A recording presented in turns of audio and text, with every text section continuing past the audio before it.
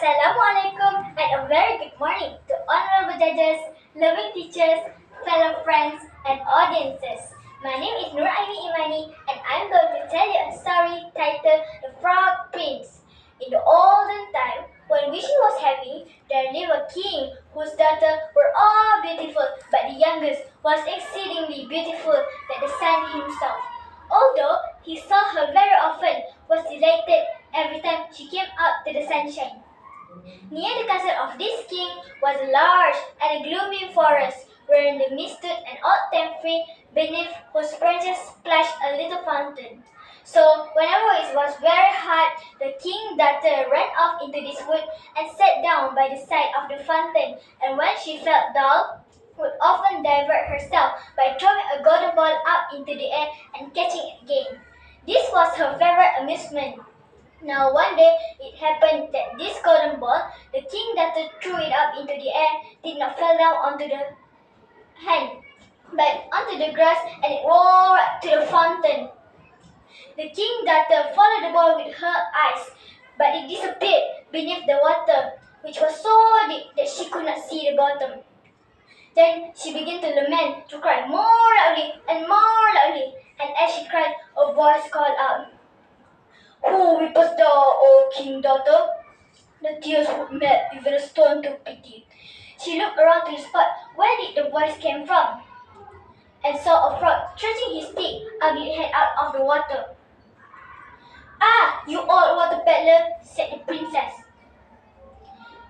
"Was it you that spoke? I am weeping for my golden ball, which was bounced away from me onto the water."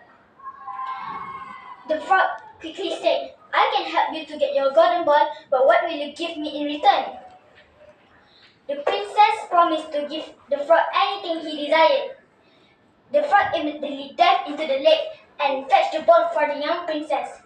Seeing the ball, the princess was very happy. The frog then reminded her about promise. The princess asked him, "What do you want me to do for you?"